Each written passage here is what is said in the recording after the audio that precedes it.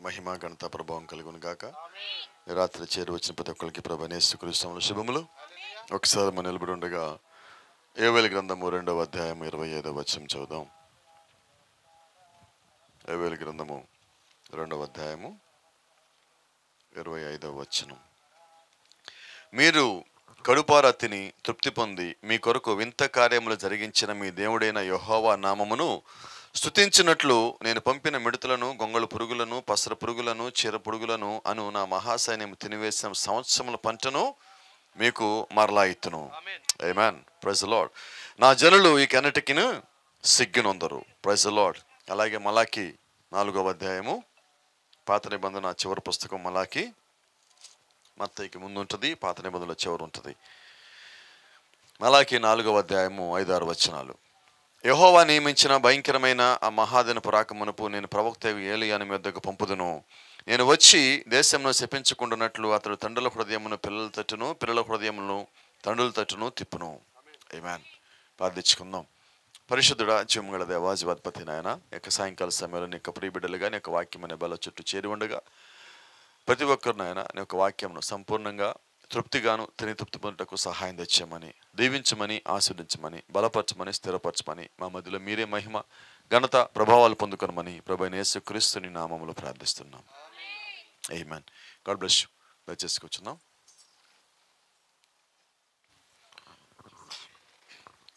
Praise the Lord. హల్లెలూయా. ఆమేన్.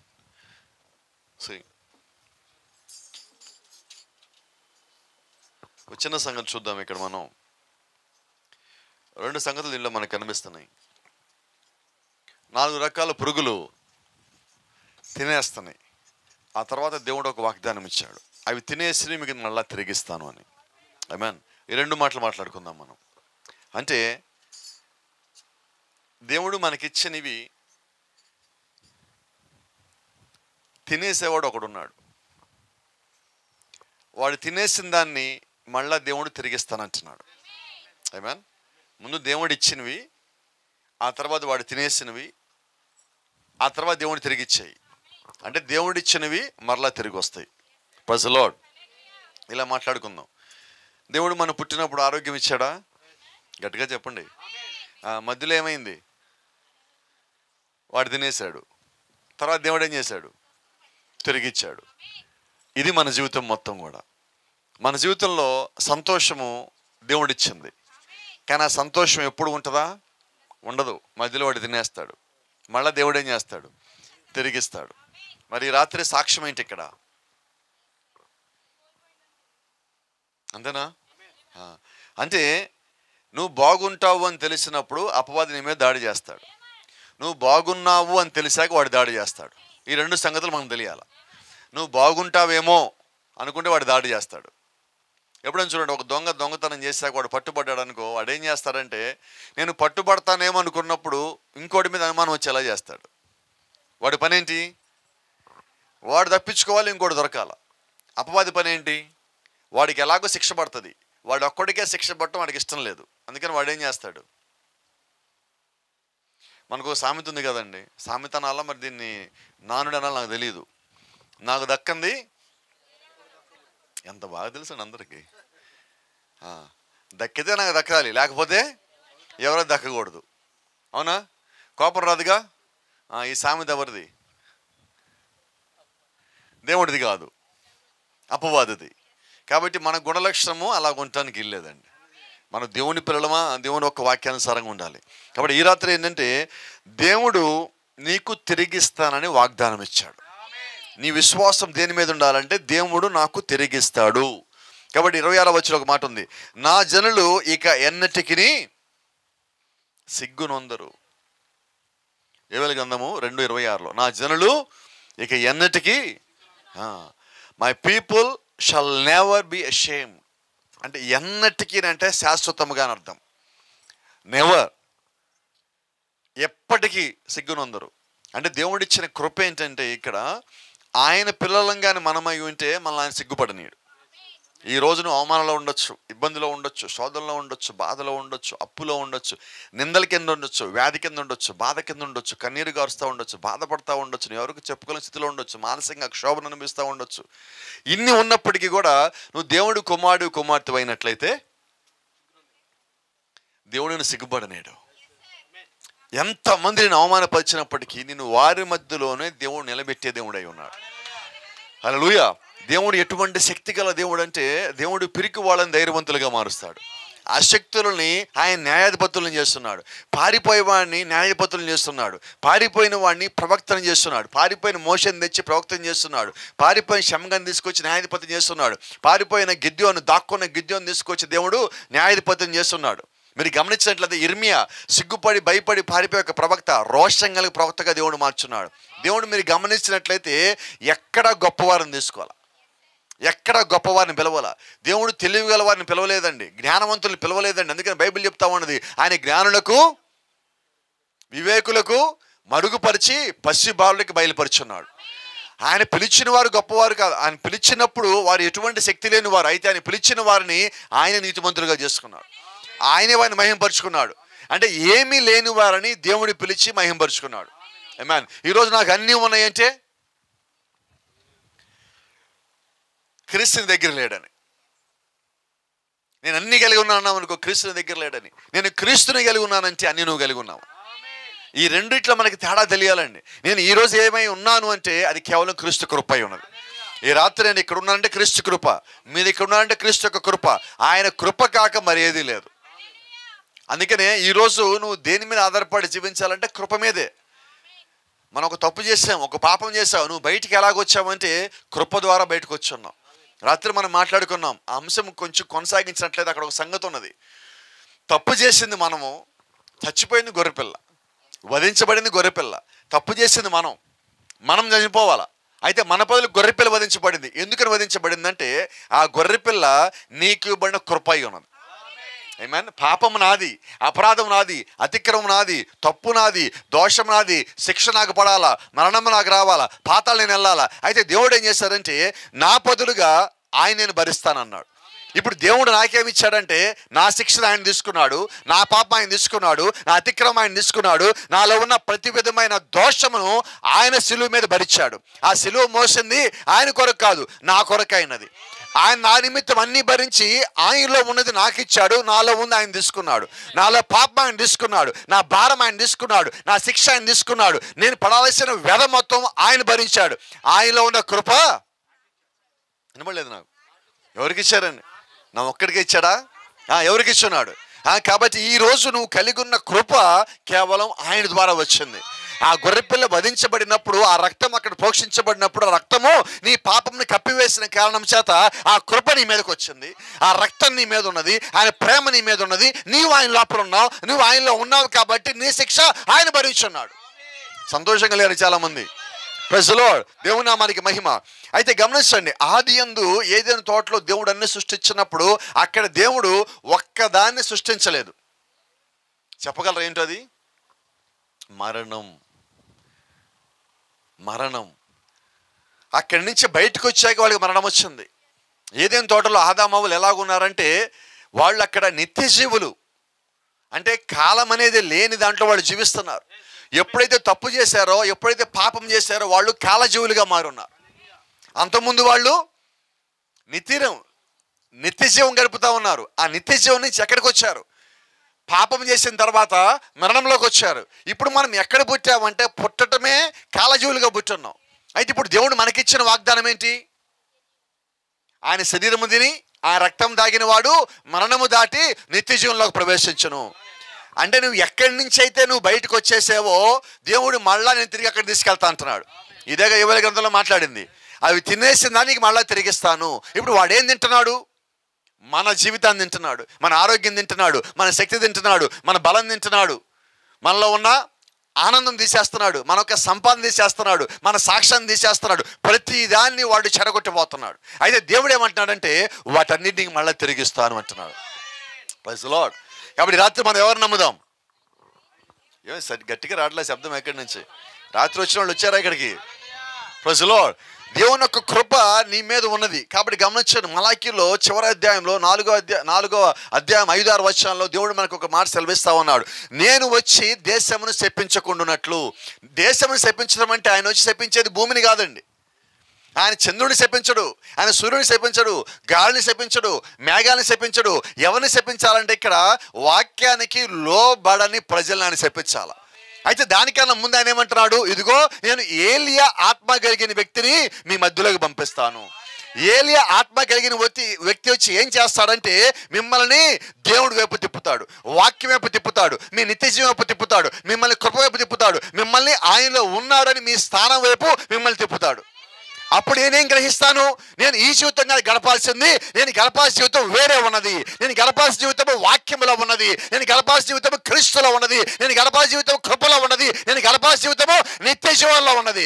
కాబట్టి నేను అటువైపు తిరగాలి అని తిప్పేది దేవుని యొక్క వాక్యమై ఉన్నది. అదే ఈ కాలం వర్తమానమై ఉన్నది, అదే ఈ గడియ వర్తమానమై ఉన్నది. నువ్వు దాని కొరకే జీవించవలసి ఉన్నావు. Praise the Lord. ఈరోజు మనం ఎందుకోసం జీవిస్తున్నామంటే చాలామంది అసలు మర్చిపోయాం మనం. కొద్దిమంది నేను పెళ్లి చేసుకున్నాను కాబట్టి నా భార్యను పోషించాలి, నేను ఈయన పెళ్లి చేస్తున్నా కాబట్టి నేను నా భర్తతో పాటు ఉండాలా, నా పిల్లల్ని బాగా చూసుకోవాలి, నా కుటుంబాన్ని చూసుకోవాలి. ఇలాగైపోయాం మనం. ఇదంతా మంచిదే, కానీ దీని యొక్క ముగింపు ఏంటి? ఇవన్నీ మంచియే, దీని ముగింపు ఏంటి? అసలు దాని కొరకే వచ్చావు భూమి మీదకి? చూడండి, మనం పెళ్లి కోసం భూమి మీదకి వచ్చామా? పిల్లలకి గంటడానికి భూమి మీదకి వచ్చామా? వాళ్ళని పోషించడానికి భూమి మీదకి వచ్చామా? ఇది కాక దీనికి మించింది ఇంకొకటి దేవుడిచ్చాడు. నువ్వు ఈ బంధకాలన్నింటిలో కూడా ఉంటూ నువ్వు ఎందుకు ఇక్కడికి వచ్చావో నీకు తెలుసుకోవాలి. నువ్వు ఎందుకోసం భూమి మీద ఉన్నావు, ఎందుకు నీకు దేవుడు బైబిల్ ఇచ్చాడు, ఎందుకు దేవుడు నీకు సత్యాన్ని బోధిస్తున్నాడు, దేవుడి నుంచి ఏం ఆశిస్తున్నాడో నీకు తెలిసినప్పుడు వీటన్నిటి మధ్యలో నుంచి నువ్వు దేవుడిని ఎరిగే వ్యక్తిగా ఉంటావు. ఆమేన్. ప్రార్థించింది దేవుడు నీకు ప్రార్థనా శక్తినిచ్చింది కేవలము నాకు ఒంట్లో బాగలేదు నేను ప్రార్థన చేసుకుంటా దానికోసం మాత్రం ఇవ్వలేదు. మా సంఘంలో వాళ్ళకి బాగాలి అందుకని నేను ప్రార్థన చేస్తాను అందుకోసం మాత్రం ఇవ్వలేదు. నిత్యరాజ్యం నువ్వు చేరడానికి కావాల్సిన శక్తిని పొందుకోవటానికి కూడా దేవుడు నీకు ప్రార్థన ఇచ్చున్నాడు. హల్లెలూయా. కాబట్టి నీ ప్రార్థనా శక్తి ఎంతవరకు పనిచేస్తుంది? వినపడలేదండి నాకు. నేను చాలామంది నోళ్ళుదేలా అయిపోతా ఇంటి దగ్గర పెట్టేసి వచ్చారు, మర్చిపోయి రాత్రి తెచ్చారా మీతో పాటు? ఒక చిన్న ప్రశ్న అడుగుతాను. మీరు బైబిల్లో ఉంది, దానియేలు గ్రంథంలో ఒక మాట ఉన్నది. దానియేలు విజ్ఞాపన చేయడం ప్రారంభించగానే చెప్పండి గాబ్రియల్ అక్కడికి వచ్చాడు. గాబ్రియల్ అంటున్నాడు, దానియేలు నువ్వు విజ్ఞాపన చేయి ఆరంభించగానే పరలోకం నీకు ఈ సంగతి చెప్పాలని ఆజ్ఞ బయలుదేరను, అందుకే నీకు ఈ సంగతి బయలుపరిస్తే నేను ఇక్కడికి వచ్చాను. అంటే మనం ఇక్కడ ప్రార్థన చేస్తే ఆజ్ఞ ఎక్కడ రావాలా? అవునా? అంటే ఇప్పుడు మన ప్రార్థన ఎక్కడి దాకా చేరాలా? నిజమా కాదా? కానీ ఆశ్చర్యం ఏంటంటే మన ప్రార్థన కుక్కర్ మోగ్గా ఆగిపోతుంది, మన ప్రార్థన ఫోన్ మోగ్గా ఆగిపోతుంది, మన ప్రార్థన ఎవరైనా తలుపు కొట్టగా ఆగిపోతుంది, అంతేనా? మన ప్రార్థన పక్కన శబ్దం కాగా ఆగిపోతుంది. కానీ ఎక్కడి దాకా వెళ్ళాలి ప్రార్థన? నిజంగా వెళ్తుందా మన ప్రార్థన? అక్కడ దాకా వెళ్తుందా లేదా? నిజంగా మీరు ప్రార్థన చేయండి, నేను ఫోన్ చేస్తాను, ఏమవుతుంది? ఫోన్ తీసేస్తారు. నేను దేవుణ్ణి నమ్ముకున్న కొత్తలో ఒకసారి పెంతెకోస్తలో కూడిక జరుగుతూ ఉన్నది. వాళ్ళు పరిశుద్ధాత్మను పొందుకున్నట్టుగా చేస్తున్నారు. నేను అప్పటికే సినిమా ఫీల్డ్ నుంచి వచ్చాను. ఎవరు నేను తగ్గించాలని కాదు, విమర్శించాలని కాదు, కానీ యాక్షన్ ఎలా ఉంటుందో నాకు తెలుసు. తెర మీద చూసా, తెర వెనకాల చూసా నేను. కాబట్టి నటించే వాళ్ళు త్వరగా నాకు తెలుస్తారు. అది దేవుడిచ్చిన కృప, నా శక్తి సామర్థ్యాలు ఏమి లేదు దాని లోపల. వాళ్ళు చప్పట్లు కూడా ఊరికి ఇట్లా ఎగుతూ ఉన్నారు.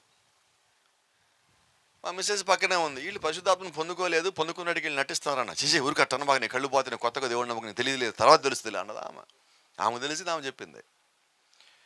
నాకేమో ఒక అనుమానం వస్తే అది పోవాలా. ఓ ఫోన్ తీసుకొని అక్కడ ఒక సిస్టర్ ఉంటే సిస్టర్ నెంబర్కి ఫోన్ చేశాను నేను. ఫోన్ తీసింది, ఫోన్ మీద హలో హలో హలో అంటుంది, మళ్ళీ ఫోన్ పెట్టి మళ్ళీ చప్పట్లు కొడుతుంది. ఇట్లాగా పరిశుద్ధాత్మ నీ మీదకి వస్తే పరిశుద్ధాత్మను పక్కన పెట్టి ఫోన్ తీసి మాట్లాడి మళ్ళీ నువ్వు పరిశుద్ధాత్మ రమ్మంటే వచ్చేస్తాడా?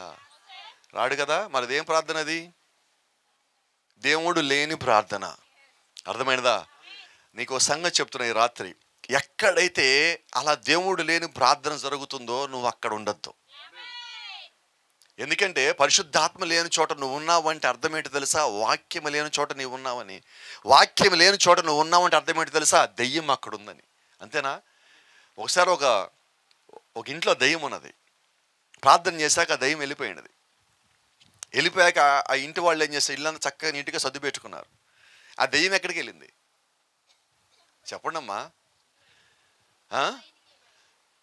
ఇంటి బయటికి వెళ్ళి ఎక్కడికి వెళ్ళినది? బైబిల్ చదవట్లేదు మీరెవరు, తెలిస్తే ఎప్పుడు చెప్పుండేవాళ్ళు. ఆ దెయ్యం ఊరంతా తిరిగింది. దేనికోసం తిరిగినది? నీళ్లు లేని బావి కోసం. నీళ్లు లేని బావి అంటే వాక్యం లేని ఇల్లు, వాక్యం లేని మనిషి. తిరిగి తిరిగి ఎక్కడికి వచ్చింది?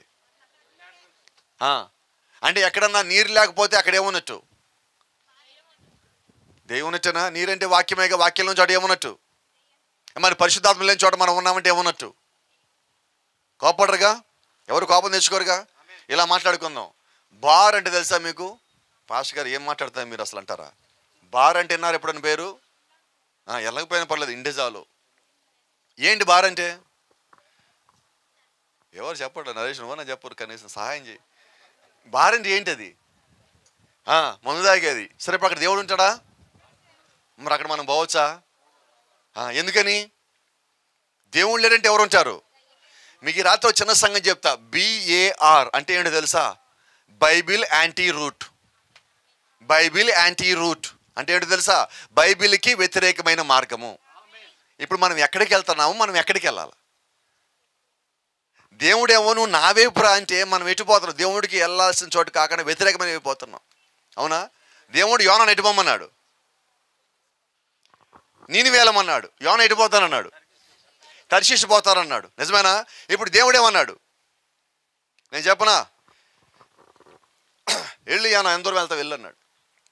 యోనా ఎంత దూరం వెళ్ళాడు చెప్పండి? తర్షీషు వెళ్ళడానికి రెడీ అయ్యాడు. కోపడరుగా ఈరోజు నరేష్ కూడా తర్షీషు పోదాం రెడీ అయ్యాడు. కానీ రాసి చెప్పనా? యోనా దేవుడి కుమారుడు. యోనా దేవుడి కుమారుడు. నువ్వు దేవుడి కుమారుడు అయితే దేవుడు నీకు కొద్ది దూరం పోవటానికి అనుమతిస్తాడు. నువ్వు నశించిపోవటానికి అనుమతి ఇవ్వడు. నువ్వు ఎక్కడున్నా దేవుడిని పట్టి తీసుకొచ్చి ఆయన దగ్గర పెట్టుకుంటాడు. ఇంకో సంగతి చెప్పనా? నిన్ను ఆయన వైపు తిప్పేలాగా ఆయన చేసుకుంటాడు. ఆమేన్. ఇప్పుడు చూడండి, యోనాను తీసుకెళ్ళి దేవుడు ఎక్కడ పెట్టాడు? గట్టిగా చెప్పండి అమ్మ, త్వరగా చెప్పండి. ఎక్కడ? ఏ తిమింగలం అది? చాలా మంది తెలియదు. ఇది ఒకసారి చాలా మంది తెలియదు. ఒక చిన్న సంగతి ఏంటంటే, ఇది తిమ్మింగలం యొక్క గొంతు. తిమ్మింగలం నోరు పెద్దగా ఉంటుంది, గొంతు చిన్నగా ఉంటుంది. ఎంత ఉంటుందంటే ఇది 6 అంగుళాలు ఉంటుంది. 6 ఇంచెస్, 6 అంగుళాలు సర్కిల్ ఇది. ఈ రాత్రి ఒక ప్రశ్న అడుగుతున్నాను. ఈ 6 అంగుళాల సర్కిల్లో నుంచి అంత పెద్ద యోన లోపలికి ఎలాగెళ్తాడు? పోలేడు. తిమ్మింగలం పెద్దది తినలేదు ఏది. కానీ ఈ రాత్రి తెలుసుకోవాల్సిన ఇంకో సంగతి ఏంటంటే, తిమ్మింగలం లోపల ఒక మనిషి 3 రోజులు జీవించడానికి కావాల్సినంత ఆక్సిజన్ లోపల ఉంటుంది. తెలుసా మీకు? ఎక్కడ విన్నారు ఇది? అంటే ఇప్పుడు దేవుడు యోనాన్ని చంపుదాం అనుకున్నాడా? మారుచుదాం అనుకున్నాడా? వినబడలేదండి. ఇప్పుడు దేవుడు యోనా నశించిపోవడం ఇష్టమా, మారటం ఇష్టమా? కోపడం మాకండి. మరి నరేష్ గురించి దేవుడు ఏమనుకుంటాడు? అవునా? ఇప్పుడు యోనా బయట ఉంటే మారడు. ఇప్పుడు దేవుడు ఏం చేశాడు? తీసుకొచ్చి తిమ్మింగలం గడుపులో పెట్టాడు. దేవుడు అక్కడే ఉన్నాడు, కానీ యోనా కనబడడు. ఆ ఏర్పాటు చేసింది ఎవరు? పడవ పక్కన తిమ్మింగలం ఏర్పాటు చేసింది దేవుడే. నిజమేనా? ఇప్పుడు ఆ పడవ పక్కన ఏర్పాటు చేసిన తిమ్మింగలం లోపలికి యోనా ఇలాగలా చేసింది కూడా దేవుడే. ఇప్పుడు యోనా ఎక్కడున్నాడు? తిమ్మింగలం లోపల ఉన్నాడు. తిమ్మింగలం లోపల ఏం చేస్తాడు తెలుసా? యోనా చుట్టుపక్కల మొత్తం శుభ్రం చేసుకొని మోకాళ్ళ మీదకి వచ్చాడు. ఇప్పుడు యోనా ఏం చేయాలి? ఎలాగ ప్రార్థన చేశాడు తెలుసా మీకు? ప్రభువా, నేను ఒక్కసారి పైకి వచ్చి నీ దేవాలయం చూద్దాం అనుకుంటున్నా ప్రభువా. పైన ఉన్నప్పుడు దేవుడు ఏం చెప్పాడు? విన్నాడా? వినలేదు. ఇప్పుడేమంటున్నాడు? ఈ నాచు నన్ను పైకి రాలేకుండా గడలేసిన ప్రభువా, ఒక్కసారి నీ తట్టు దగ్గరకు నీకు దేవాలయం దగ్గరికి వద్దాం అనుకుంటున్నా, నేను నీకు బలర్పిద్దాం అనుకుంటున్నా, నీకు మొక్కుబోళ్ళు చేద్దాం అనుకున్నా, ప్రభు నన్ను ఒక్కసారి పైకి తీసుకొస్తామంటే యోనా నిజంగా ఎంత బాగా ప్రార్థన చేస్తున్నాడంటే, మనమే అక్కడ ఉంటే ఆ తిమింగలను చంపేసి యోనాను బయటికి లాగేస్తాం. అంత దీనంగా ప్రార్థిస్తున్నాడు.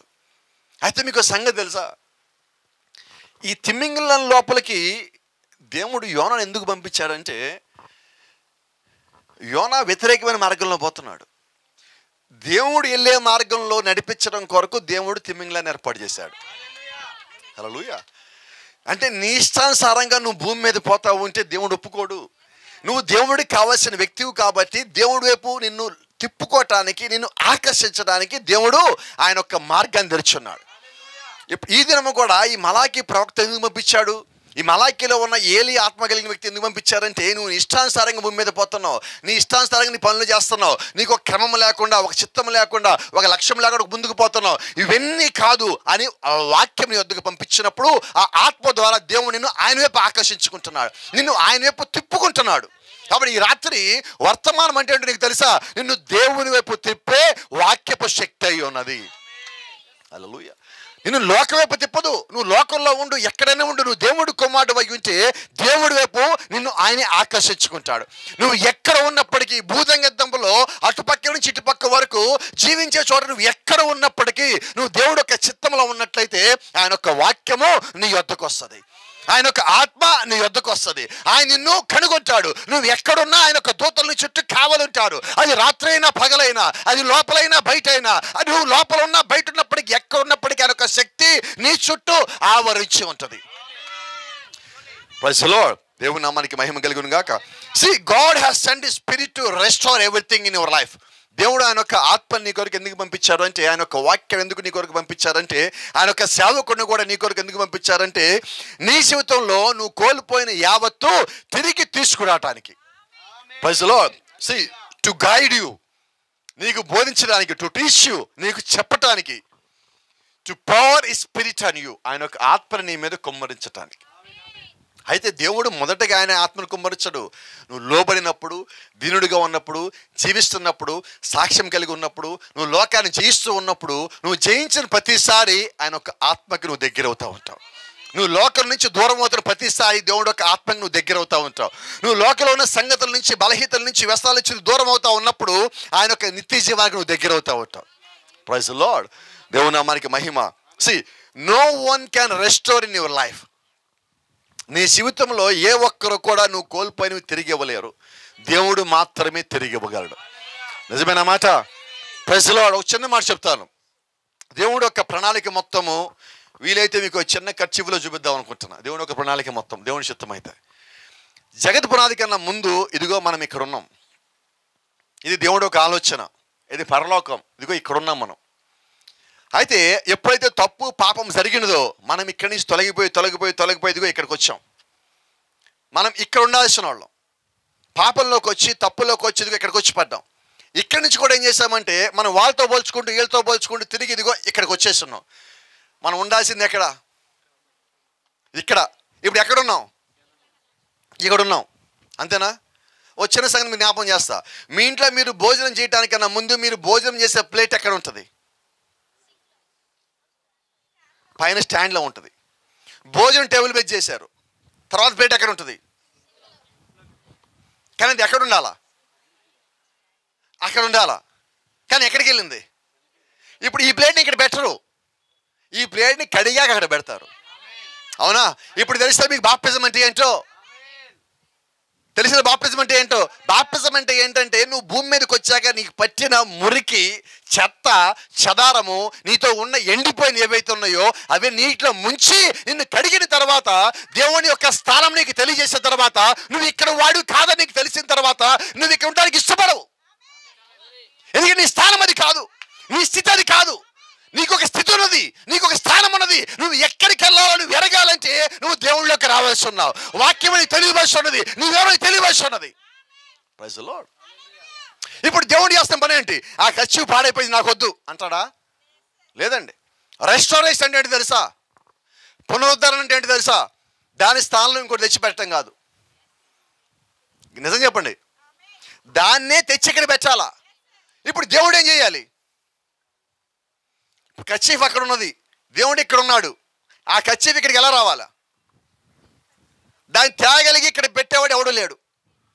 కిందకు వచ్చిన మనము, పడిపోయిన మన చేతున్న మనము, పాపలో ఉన్న మనల్ని తీసుకొచ్చి పైన పెట్టడానికి ఎవడు లేడు. గాబ్రియల్ రాలేడు, మికాయేల్ రాలేడు, మాచిపోతే చేయలేడు. ఎవరు రావాలంటే ఆయనే రావాలా, ఆయనే రావాలా. దాని వెల చెల్లించాలా. ఆయనంతటా ఆయన దగ్గరికి వచ్చి నిన్ను పట్టుకొని తీసుకొచ్చి మళ్ళా ఇక్కడ పెట్టాలా. ఇది పునరుద్ధరణ అంటే నువ్వు కోల్పోయి మొత్తం మళ్ళా తిరిగి ఇచ్చేది ఆయనే. నువ్వు నిత్యజీవం దాటొచ్చున్నావు. You are bypass by the eternity. నిత్యజీవం నువ్వు తప్పిపోయి కిందకి దిగి వచ్చున్నావు. మళ్ళీ నేను అక్కడికి రావాలంటే, నేను అక్కడ తేవాలంటే ఆయన మాత్రమే రావాలా.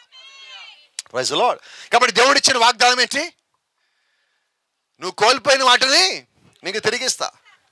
మనం ఏమనుకుంటున్నావు కోల్పోయిన వాటిని అంటే?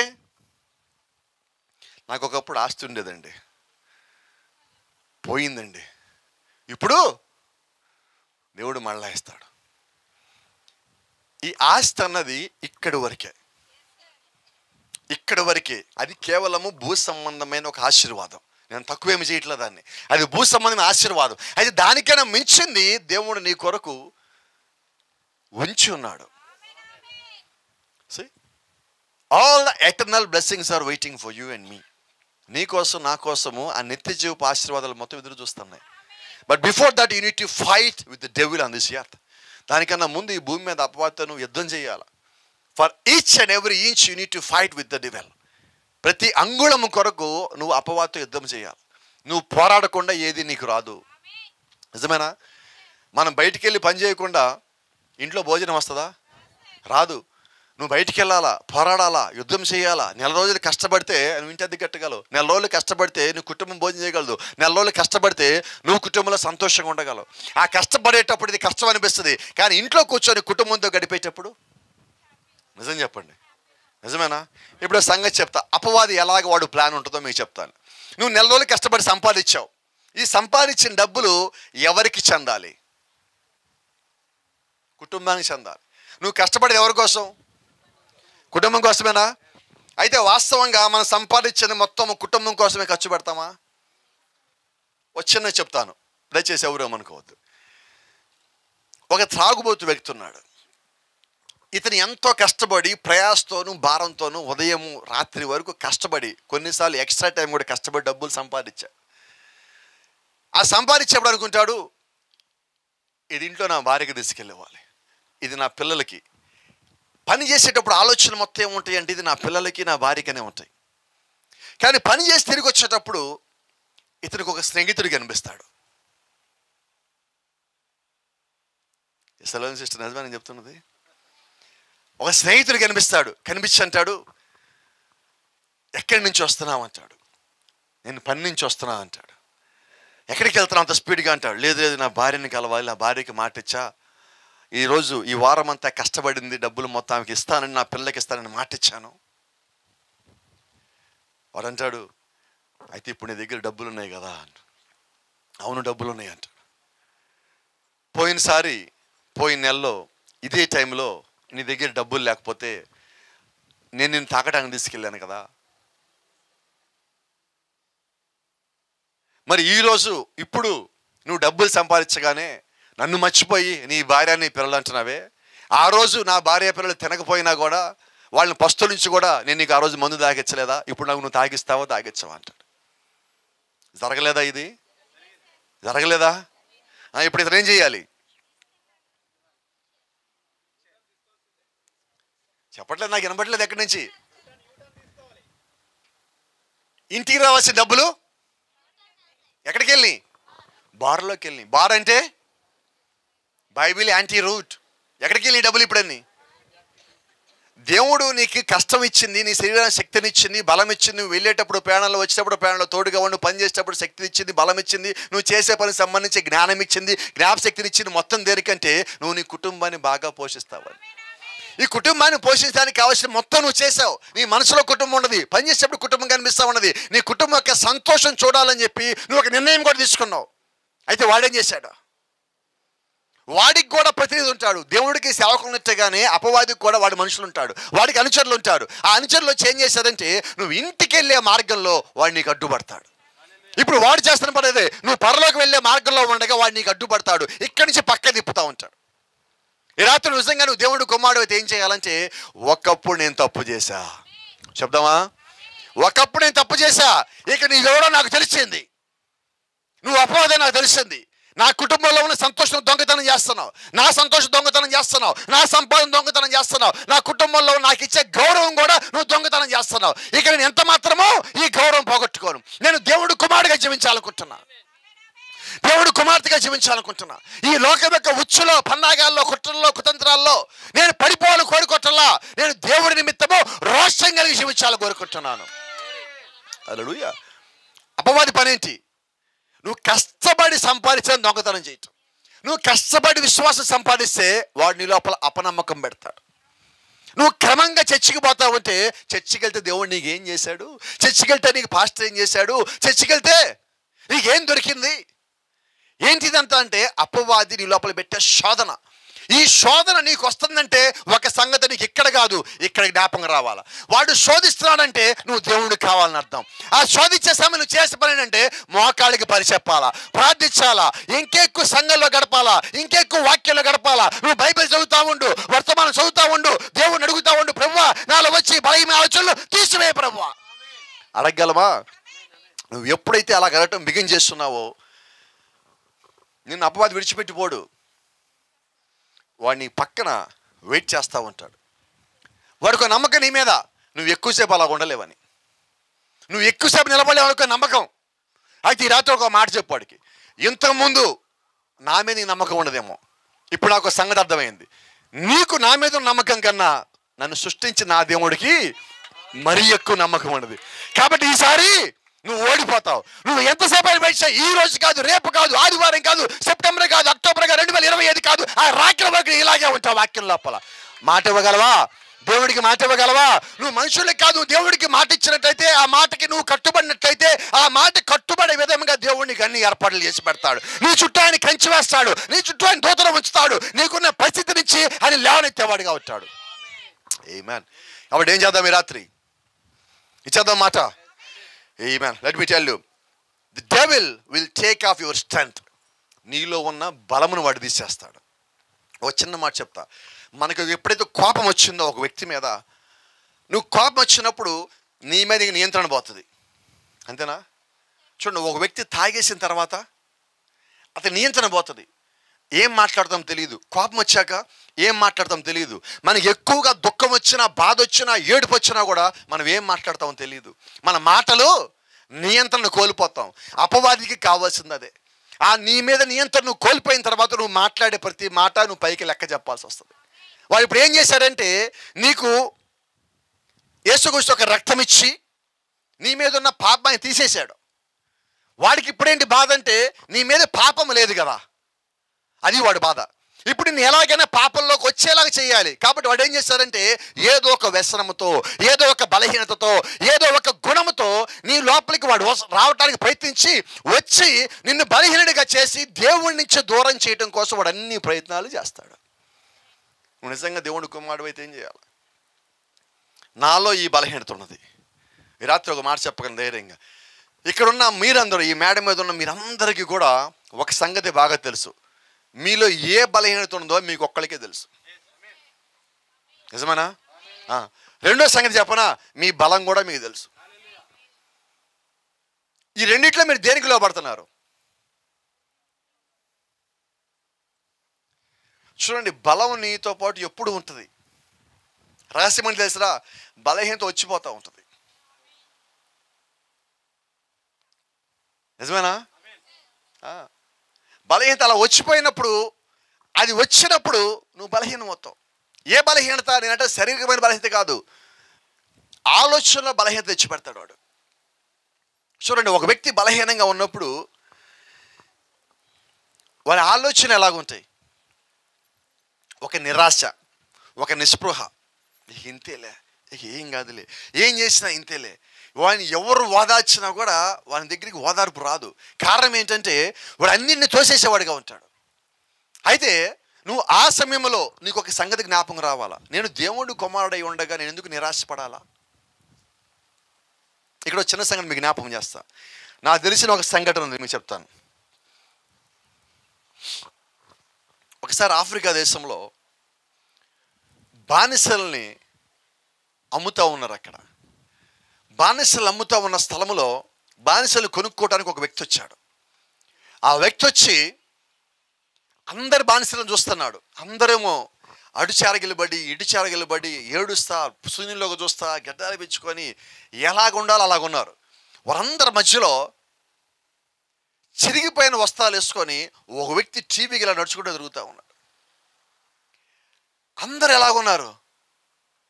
బలహీనలకి అలా చేరబడి ఎలా శూన్యంలో వస్తే మన జీవితం అంతా ఇంకేమీ లేదు, అంతా అయిపోయింది, ఇంక మనం ఇక్కడే బతకాలి, ఇక్కడే చచ్చిపోవాలి, ఎక్కడి నుంచి వచ్చామో తెలియదు, ఏం భాష మనం తెలియదు, ఇలా ఈ రకంగా ఆలోచనలో ఉన్నారు. ఈ ఒక్కడు మాత్రము వారిలాగా ఎవరిలాగా ఉండాలా, వాళ్ళ మధ్య చాలా బలవంతుడిలా కనిపిస్తాడు, నడుస్తున్నాడు. అయితే అతను బలంగా లేడండి, అతను బలహీనంగానే ఉన్నాడు ఆకారంలో. ఆ బానిసలు కొనుక్కోవడానికి వచ్చిన వ్యక్తి అంటున్నాడు, వారందరూ బానిసలేనా అన్నాడు. వారందరూ, ఆ గదిలో ఉన్న వాళ్ళందరూ బానిసలే అన్నాడు. ఆ కింద చెరగలబడ్డాడు, ఆడు బానిసే. అక్కడ పడుకొని ఉన్నాడు, ఆడు బానిసే. ఆ సూర్యుడిలోకి చూస్తాడు కిటికీలో, వాడు కూడా బానిసే. మరి ఆ మధ్యలో టీవీగా నడుస్తున్నాడు, వాడు కూడా బానిసే. అప్పుడు ఆ బానిసలు కొనుక్కోవడానికి వచ్చిన వ్యక్తి అంటున్నాడు, నువ్వు వారందరికీ ఒక భోజనము, ఆ మధ్యలో టీవీగా నడిచే వాడికి వేరే భోజనం పెడతావా అన్నాడు. కాదు అందరికి ఒకటే భోజనం పెడతానన్నాడు. మరి వాళ్ళందరూ ఎందుకు అలాగ ఉన్నారు, అతను మాత్రం ఎందుకు అలాగ ఉన్నాడు? అతనికి కొద్ది కాలం క్రితం ఒక సంగతి తెలిసింది. అతను మేము బంధించి తీసుకోవడానికన్నా ముందు, బానిసగా మాకు అమ్మబెట్టడానికన్నా ముందు, వారి దేశంలో ఒక తెగకి సంబంధించిన నాయకుడు కొడుకు. వాడికి ఆ సంగతి తెలిసిన దగ్గర నుంచి వాడు బానిసలాగే బతుకుతున్నా, వాడు బట్టలు చిరిగిపోయి ఉన్నప్పటికీ వాడు ఏమంటాడంటే, నేను రాజుగారి కొడుకుని అంటాడు. ఆమేన్. ఇప్పుడు చెప్పొచ్చా నేను, మీరెవరు? రాజులకు రాజకుమారులు, మీరు రాజులకు రాజకుమార్తెలు. ఈరోజు మనం ఎలాగుంటున్నాం మరి? ఆ గదిలో బానిసలు చెరగలబడ్డారు, మనం చెరగలబడుతున్నాం. కానీ ఆ రాజకుమారుడు ఒక సంగతి తెలుసు, నేను ఎప్పటికైనా నా రాజ్యానికి పోతాను. కాబట్టి వాడు ధైర్యంగా ఉన్నాడు. వాడు ఒకటే మాట అంటున్నాడు, నా పుట్టుక నాకు తెలిసినది, కాబట్టి నేను రాజకుమారుని, నేను చచ్చే రాజకుమారులాగా చేస్తాను. వాడు ఈ రాత్రి మనకు జ్ఞాపకం చేసుకోవాల్సిన సంగతి ఏంటంటే, నువ్వు పుట్టుకతో దేవుని కుమారుడు అయితే, ఒక గోధుమ గింజ పుట్టినప్పుడు, నాటినప్పుడు, చచ్చినప్పుడు, మొలకెత్తినప్పుడు మళ్ళీ తిరిగి ఏం ఉత్పత్తి చేస్తుంది అంటే గోధుమ ఎప్పటికీ. మరి దేవుని కుమారుడు పుట్టినప్పుడు, పెరిగినప్పుడు, సమస్యలు వచ్చినప్పుడు, శోధనలు వచ్చినప్పుడు, వ్యాధి వచ్చినప్పుడు, బాధ వచ్చినప్పుడు, నీ కష్టాలు వచ్చినప్పుడు, నీ మీద నిందలేసినప్పుడు, నువ్వు మంచం మీద పడుకున్నప్పుడు, శరీరం బలహీనంగా ఉన్నప్పుడు, ఆర్థికంగా బలహీనంగా ఉన్నప్పుడు, ఏమి జరిగినా కూడా జ్ఞాపకం పెట్టుకో, నువ్వు దేవుని కుమారుడు. నీకు ఆ సంగతి తెలిసినప్పుడు నువ్వు ఎవరికి భయపడవు. అయితే నీకొకడు భయపడతాడు, వాడి పేరు అపవాది. ఎందుకంటే నువ్వు దేవుడి కుమారుడు అని తెలిసేంత వరకే వాడి మీద అధికారం చేస్తాడు. నువ్వు దేవుడి కుమారుడు అని తెలిసిన తర్వాత అధికారం చేయలేడు. ఎందుకంటే నువ్వు దేవుడి కుమారుడు అని నీకు తెలిసిన తర్వాత నువ్వు కోల్పోయిన ప్రతిదీ నువ్వు మళ్ళీ తిరిగి పొందుకుంటావు. Praise the Lord. దేవుని నామానికి మహిమ. So will take your power. నీ శరీరంలో ఉన్న శక్తిని వాడు తీసేసుకుంటాడు. Will take your happiness, will take your earnings, will take your respect. నీ సంతోషాన్ని, నీ బలమును, నీ శక్తిని, నీ సంపాదనని మొత్తం వాడు లాగేసుకుంటాడు. ఎందుకంటే అవి నీ దగ్గర ఉంటే నువ్వు వాడికి మాటనవు. నన్ను దేవుడు దీవించారంటావు కదా, ఆ మాట వాడికి ఇష్టం లేదు. నువ్వు ఎంతసేపు బాధపడటం వాడికి కావాలా. నువ్వు బాధపడితే వాడు సంతోషపడతాడు. నువ్వు సంతోషపడితే, ఎందుకని వాడు వచ్చిందని సంతోషం దొంగతనం చేయటానికి. నువ్వు సంతోషంగా ఉంటే వాడికి బాధ కాదా? కానీ ఆశ్చర్యం ఏంటంటే సంతోషం మన ఇంట్లో ఉండదు, ఒంట్లో ఉంటుంది. మరి ఒంట్లో ఉన్న సంతోషం అనే సంపద ఎలా దొంగతనం చేయాలి? చూడండి, కోపం తెచ్చుకోమాకండి. కొన్నిసార్లు ఏం చేస్తారంటే మన ఇరుగు పొరుగు వాళ్ళు కూడా, మనం చాలా సంతోషంగా ఉన్నాం అనుకోండి, వాళ్ళ ముందు ఏం చేస్తారు, ఏదో ఒక మాట అంటారు, అనేసి లాస్ట్లో ఇంకొక మాట అంటారు. సరే, ముందన్నది నేను చెప్పండి, లాస్ట్ అనే మాట నేను చెప్తాను. నేను ముందన్నది మీకు అర్థమవుతుంది. అయినా నాకెందుకులే, నేను ఉంటానా పెడతానా, కాటికి పోయేదాన్ని. ముందంతా ఏం చేశారు? అని అలసిని అని అన్నారు. నీ సంతోషం ఏం చేశారు? తినేశారు మధ్యాహ్నం భోజనంలాగా. ఇప్పుడేమన్నారు లాస్ట్లో? అయినా నాకెందుకులే అమ్మా, మీరు చూసుకోండి. ఇద్దరు భార్యాభర్త సంతోషంగా ఉన్నారనుకోండి,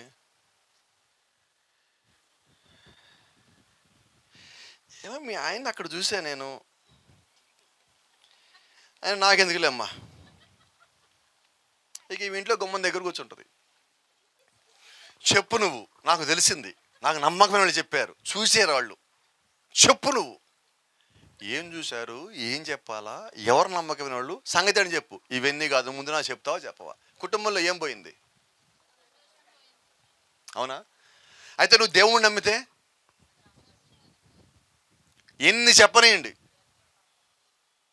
ఎవరన్నా మీకు అలాగా మీ కుటుంబంలో కానీ ఏదన్నా చెప్తే వాళ్ళతో ఒక మాట చెప్పండి. అమ్మా నువ్వు ఈ మాట చెప్పావు కాబట్టి నేను ప్రార్థిస్తా, ఒకవేళ నువ్వు చెప్పిన తప్పైతే శిక్ష నీకు పడుతుంది, ఒకవేళ నువ్వు చెప్పిన నిజమైతే నా భర్త శిక్ష పడుతుంది, నేనైతే ప్రార్థిస్తాను, నేను ఆయన అడగను, అలాగే నీకు సమాధానం చెప్పను. చెప్పండి. మళ్ళీ రెండోసారి ఆమె వచ్చి అడుగుతుందా? ఎందుకని చెప్పండి అమ్మా, ఎందుకని? నువ్వు నిజంగా ప్రార్థనాపరురాలు అయితే నీ ఇంటి గుమ్మం వైపు మళ్ళీ ఆమె చూడదు. కాబట్టి ఏం చేద్దాం, ఈ రోజు నుంచి మీరు వినండి, మొత్తం చెప్పేదంతా లాస్ట్ మాట నాకెందుకులే అనేదాకా వినండి. విన్నాక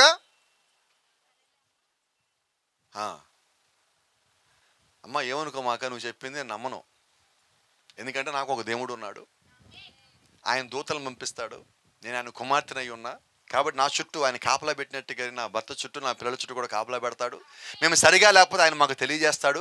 నువ్వు చెప్పావు కాబట్టి నేను ప్రార్థిస్తా, ఒకవేళ చెప్పి నిజమైందా నా భర్త లెక్క చెప్పాలి, ఒకవేళ ఇది తప్పైందా నువ్వు లెక్క చెప్పాలి, జాగ్రత్త అనగలరమ్మా?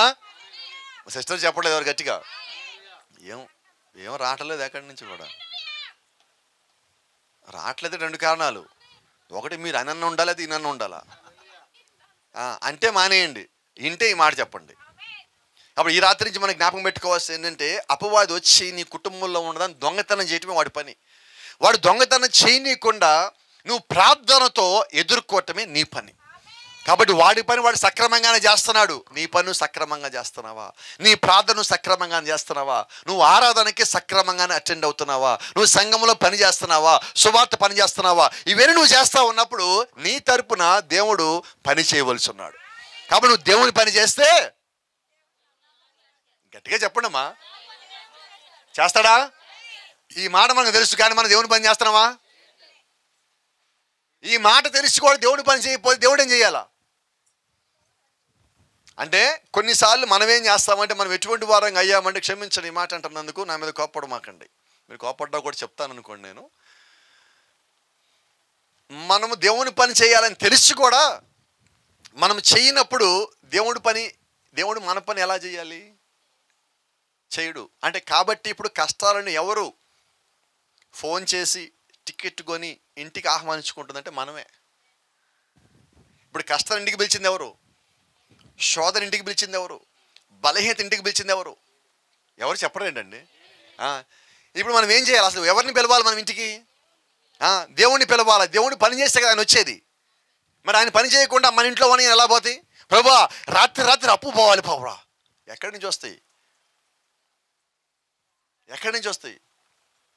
దేవుడు నీకు మార్గం తెరవాలంటే నువ్వు దేవుని మార్గంలో ఉండాలి కదా. నువ్వు దేవుని మార్గంలో ఉన్నప్పుడు నీకు వచ్చే ఆటంకం తీసేయటం ఆయన ఒక పని. నువ్వు పరలోక మార్గంలో ప్రయాణం చేస్తూ ఉన్నప్పుడు ఆ నిత్యజీవ మార్గం నీకు అడ్డొచ్చాయి అన్నిటిని ముందుగా తెలియజేసి ఎలా దాన్ని దాటుకోవాలని ఒక ఆత్మధార నీకు బోధించి దాన్ని తప్పించడం దేవుడు ఒక పని. అంతేనా? అలాగే ఈ జీవిత ప్రయాణంలో భూమి మీద ఉండగా ఈ ప్రయాణం సక్రమంగా ముగించడానికి కావాల్సిన ఏర్పాట్లు మొత్తం దేవుడు నీ కొరకు ముందుగానే చేస్తున్నాడు. ఆ ఏర్పాటుని గ్రహించడము, గుర్తించడం, దాని ప్రకారంగా జీవించడం ఒక పని అయి ఉన్నది. నువ్వు దాని ప్రకారంగా జీవిస్తున్నప్పుడు, నువ్వు దేవుని పనిలో నువ్వు నిమగ్నమై ఉన్నప్పుడు నీ పనిలో దేవుడు మరీ ఎక్కువగా నిమగ్నమై ఉంటాడు. కాబట్టి ఏం చేద్దాం ఈ రాత్రి నుంచి? దేవుడు నా జీవితంలో పని చేయాలంటే వినబడలే, నాకు ఒకసారి చెప్తారు మళ్ళా. నేను చెప్పినందుకు గట్టిగా చెప్పండి. నిజంగా మీకు చేయాలనిపిస్తే చెప్పండి, లేకపోతే వద్దు. దేవుడు పని చేయాల్సిందేనా? See, if you are doing the work of God, then God can bring all the things in your life back. నువ్వు దేవుడి పని చేస్తా ఉన్నప్పుడు, నువ్వు నిర్ణయం తీసుకున్నప్పుడు, నీ జీవితంలో కోల్పోయిన సమస్తాన్ని దేవుడు మళ్ళా నీకు తిరిగి తీసుకొచ్చేస్తాడు. ఆమేన్. భూ సంబంధంగా ఒక చిన్న మాట చెప్తాను నేను మీకు.